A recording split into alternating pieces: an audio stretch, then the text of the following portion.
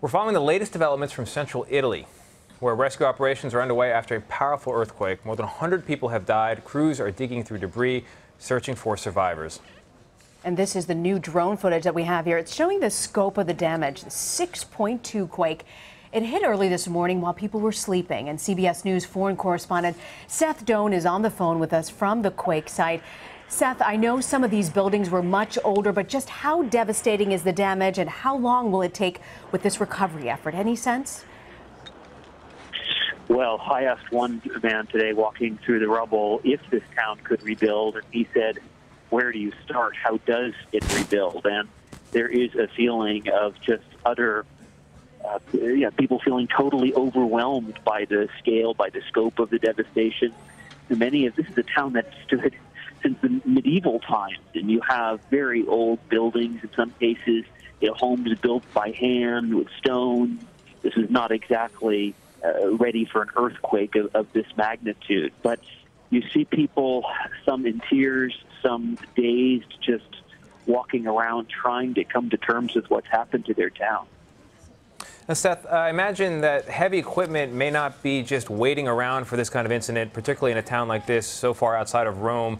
What kind of equipment is on its way? What's already there? And what's being done to help people who have been victim of this earthquake right now?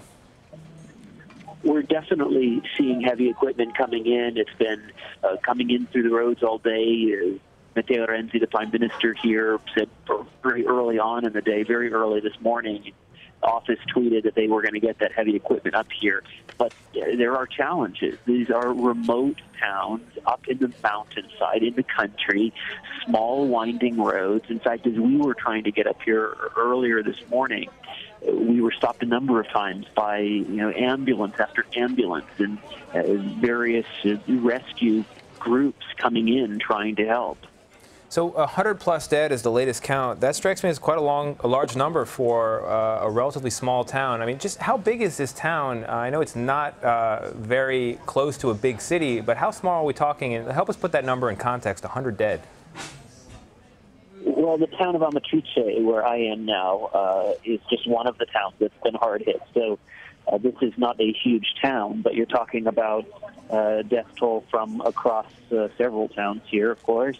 And the other thing is you have many of these towns are vacation destinations, and August is the hot vacation travel month. Many people are known to come up here to the mountains, the cool, fresh air. So this is a town that has its population swell in the months when the tourists come to visit it. Seth, any sense on the ground of Americans involved or who may be injured in this attack? Excuse me, this earthquake? I had seen something earlier from Jeff Galvin, who's a spokesperson at the U.S. Embassy, and they had not found there to be any Americans that they knew of when I read this information several hours ago. They were saying certainly if Americans are in the region, they should check in with the U.S. Embassy, but we've been walking around through this rubble all day, so I have not seen any updates on that. Seth Doane on the ground there in Italy. Seth, thank you for that report.